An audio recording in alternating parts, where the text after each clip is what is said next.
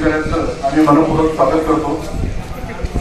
आपल्याला कल्पना आहे की दिनांक 29 ऑगस्ट, 31 ऑगस्ट आणि 2 सप्टेंबर या 3 दिवसांमध्ये श्री मंदिर महायोगाच्या निमित्ताने आपण खूप भरगच्च असे कार्यक्रम ठेवलेले आहेत। महाराष्ट्रामध्ये आपण 75 लाख आणि गुजरातमध्ये 35 लाख पॉम्पलेट आपण वाटलेले आहेत। एकाच दिवशी सर्व गर्दी होऊ नये 2 तारखेला, म्हणून आपण 29 आणि 31 जे आपण 2 तारखा घेतलेल्या आहेत आपल्यापर्यंत जे पॉम्पलेट पोहोचलेले आहेत त्याच्यातून आपल्या ते लक्षात आलं असेल।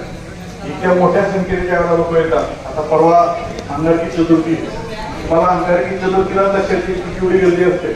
हे सगळं ग्राउंड फुल भरून जातं, समोरचं ग्राउंड देखील पार्किंगने फुल भरतं।